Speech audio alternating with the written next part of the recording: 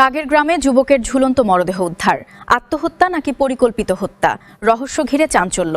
মাছুদুল ইসলাম সবুজের প্রতিবেদন। কিশোরগঞ্জের কটিয়াদি উপজেলার বনগ্রাম ইউনিয়নের নাগের গ্রামে মোবারক হোসেন অন্ত নামে এক যুবকের ঝুলন্ত মরদেহ উদ্ধারের ঘটনাকে কেন্দ্র করে এলাকায় চাঞ্চল্যের সৃষ্টি হয়েছে। এটি আত্মহত্যা নাকি হত্যার পর মরদেহ ঝুলিয়ে রাখা হয়েছে, এ নিয়ে স্থানীয়দের মধ্যে নানা প্রশ্ন ও রহস্যের সৃষ্টি হয়েছে। নিহতের মা দাবি করেন তার ছেলে স্বাভাবিকভাবে আত্মহত্যা করতে পারে না। তিনি জানান, ঘটনার আগের দিন অন্ত তার বাবার কাছে টাকা চেয়েছিলেন। এ বিষয়কে কেন্দ্র করে তার সৎ মায়ের সঙ্গে কথা কাটাকাটিও হয়।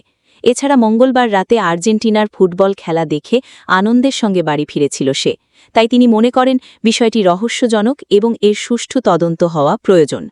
নিহতের মা আরও বলেন, আমার ছেলে এভাবে আত্মহত্যা করতে পারে না। আমি সরকারের সংশ্লিষ্ট কর্তৃপক্ষ ও প্রশাসনের কাছে অনুরোধ জানাই, সুষ্ঠু তদন্তের মাধ্যমে প্রকৃত ঘটনা উদ্ঘাটন করে দোষীদের আইনের আওতায় এনে দৃষ্টান্তমূলক শাস্তির ব্যবস্থা করা হোক। স্থানীয় বাসিন্দারা জানান, মঙ্গলবার রাতে তারা সবাই মিলে ফুটবল খেলা দেখেছেন। খেলা শেষে অন্ত স্বাভাবিকভাবেই বাড়ি ফিরে যায়। পরদিন সকালে তারা খবর পান যে তাকে উলঙ্গ অবস্থায় ঝুলন্ত অবস্থায় দেখা গেছে। ঘটনাটি তাদের কাছেও অত্যন্ত রহস্যজনক বলে মনে হয়েছে।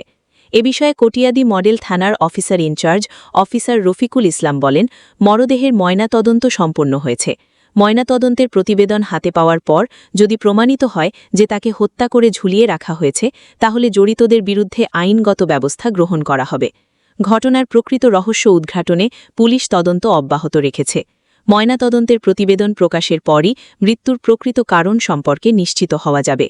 হ্যাঁ, কোন জায়গাটা বেজে লাগছিল ফার্স্ট? এই জায়গাটা না, আচ্ছা, এগুলি এই যে দন্নাটা কাঠের তক্তাটা তুলেছিল না, এটা কি এটার মধ্যে? হ্যাঁ, এই ওখানে মুসাতের গলাটা গুলাই গেছে। এখন না আমার তো মুসা এ মাথাটা এখন লাগে। আচ্ছা, তাহলে এইভাবে আসলে তো একটু উপরে লইতে হয় বা লইয়া। ভাই আমরা সহায় দিই অবস্থা। আচ্ছা, এই যে এমনি এমনি এই যে এইভাবে গুলাই লাগছে, এইভাবে লটকে লাগছে এইভাবে। হ্যাঁ, নয়া আমার ছেলেরা আমি এক কথায় আমি মনে করি আমার ছেলেরা মায়েরা তারপরে এরা লটকায় হইছে।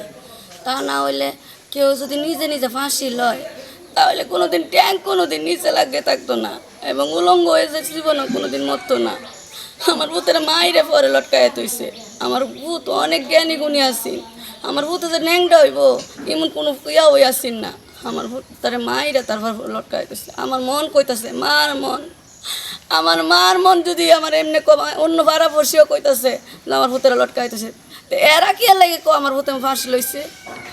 আমার ভূতের মাইরা লাগছে, আমার ভূতের মাইরে তারপরে লটকায় কে লাগে কষ্টটা দিচ্ছে, ফাঁসে লটকাইছে। কোন বিচার করবো? মাছ হইতো এরা, এরা হইতো মারছে, খারাপ আছে। এরা বাড়ি মারছে মারছে।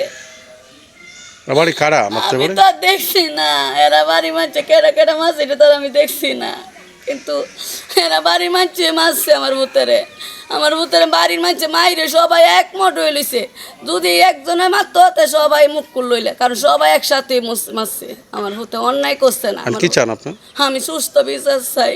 আমি তারেক রহমানের কাছে আমি আমি অকুল আবেদন জানাই। আমি অনেক গরিব, আমি মিসকিন, আমার মা নাই, আমার ভাই নাই, আমার বোন নাই, আমার মাথার একটা গাছও নাই, আমার একটা ভূতই সম্বল আসিন।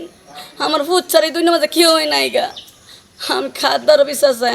একটা ভূত একটা জি আসিন, আমার এই দুইটাই সম্বল, আর কিচ্ছু নাই।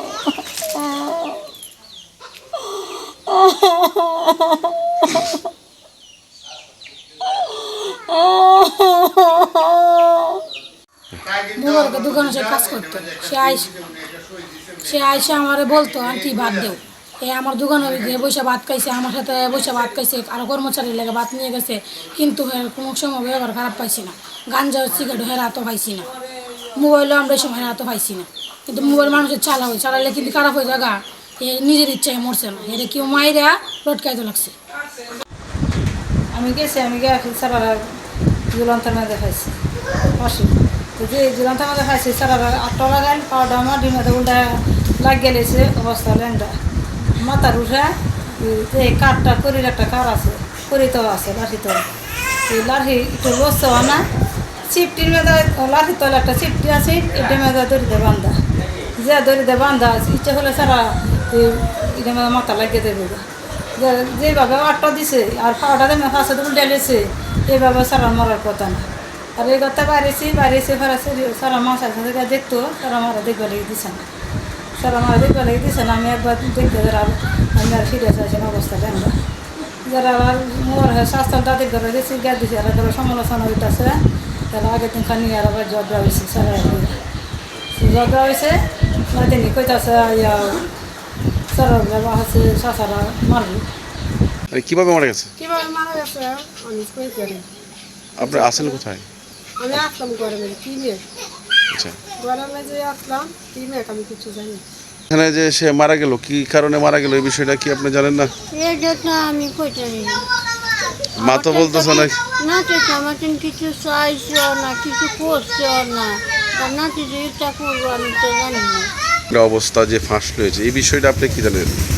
তো আমার বাড়ি আলগাবাড়িতে থাকি তখন খেলাধুলা হয়েছে তারপর থাকতো কোটি দিই ফুটবল সারি করতো আইসি বলে এর আগের দিন আমি সঠিকভাবে দেখতাম না তখন এই দিন লাইতে আবার খেলাধুলা একেবারে একবার আমার ধরে গেছে ডাক্তার ডাক্তার আমি গেছি তুই ঘুমাটকে তুই ঘুমা এই মেয়ে বিজাস করে উদম শুল মেঘ বিজাস করে তুই ঘুমাটকে বাস এ আয়া বসে আয়া ঘুমাই লিছি তা আমিও ঘুমাই লিছি। মোবারক ঝুলন্ত সে কি নেশা করতো? তাই আমার শুক্রমা কোনোদিন বসে না, আমি মিশাও তো বলতাম।